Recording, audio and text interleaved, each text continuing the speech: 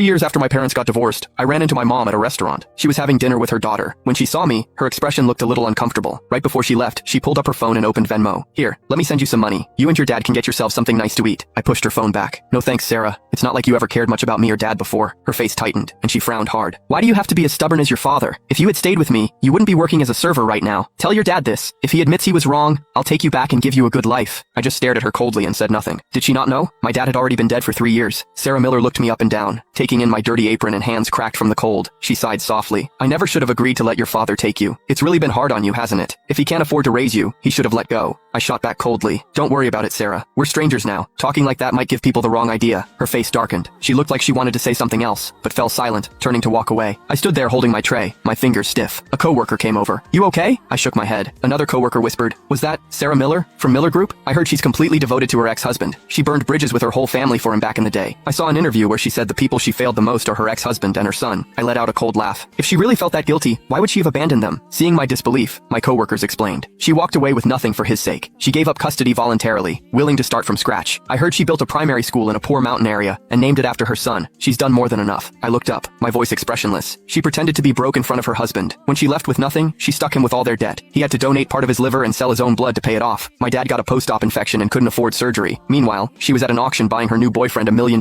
watch. She wouldn't even pay for my dad's medical bills. And to protect some guy she was seeing, she hit me so hard she damaged my ear. I can't play the piano anymore because of her. Everyone went quiet. My coworker's eyes went wide.